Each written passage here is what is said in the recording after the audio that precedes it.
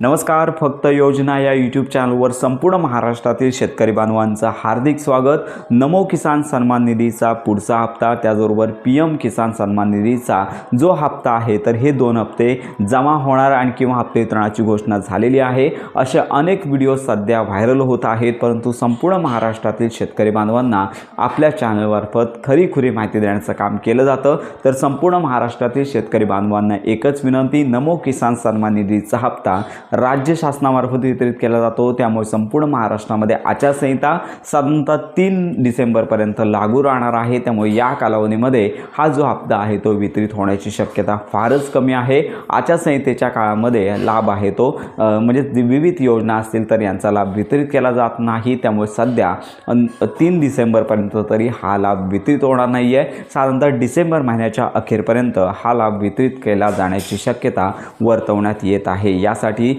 तुम्हाला तुमच्या जवळच्या असणाऱ्या कृषी ऑफिसमध्ये देखील तुम्हाला माहिती घेता येणार आहे। सध्या दुष्काळग्रस्त जे शेतकरी बांधव असतील किंवा पीक विमा असतील तर यांची जमा होण्याची प्रोसेस सुरू आहे आणि नमो किसान सन्मान निधी प्रमाणेच PM किसान सन्मान निधीचा जो येणारा हप्ता आहे तो देखील वितरित करण्यासंदर्भात सध्या शासनाचा विचार अजून झालेला नाही आहे। केंद्र सरकारमार्फत कोणतीच अपडेट नाही आहे, आपण या संदर्भात माहिती घेतच आहोत।